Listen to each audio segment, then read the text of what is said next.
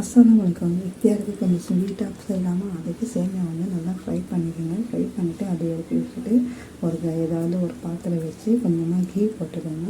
அதுலேயே பாதாம், கொஞ்சமாக முந்திரி, நான் வந்து பம்கின் சீடு எடுத்துருக்கேன். இது மூணையும் போட்டு நல்லா ஃப்ரை பண்ணிக்கிறேன். அதை எடுத்து வச்சுட்டு அதுக்கப்புறம் கொஞ்சமாக நமக்கு இந்த சேமியாவுக்கு தகுந்த மாதிரி கொஞ்சமாக தண்ணி போட்டு மிக்ஸ் பண்ணி உங்களுக்கு என்ன கலர் வேணுமோ அந்த மாதிரி கலர் போட்டு நல்லா மிக்ஸ் பண்ணிக்கோங்க. இதுக்கு மேலே கொஞ்சமாக சர்க்கரை போட்டுக்கோங்க. இப்போ சர்க்கரை போட்டு கொதி வந்ததும் ஃப்ரை பண்ணி வச்சுருந்த சேமியா அதில் போட்டு நல்லா மிக்ஸ் பண்ணதுக்கப்புறம் கொஞ்சம் இந்த சேமியாவோட தண்ணி நல்லா மிக்ஸ் பண்ணி கொஞ்சம் கெட்டியாக நல்ல பதத்தில் இந்த மாதிரி வரணும். இந்த மாதிரி வரப்போ கடைசியாக கொஞ்சமாக நெய் போட்டு எரிக்க வச்சுருக்கேன்.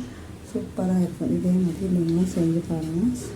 இஃப்தியாருக்கு ஸ்வீட்டு நல்லாயிருக்கும், ஸ்வீட்டாக இருக்கும். நானும் இது ஒரு வாட்டி செஞ்சு சாப்பிட்டேன். நீங்களும் செஞ்சு சாப்பிடுங்க.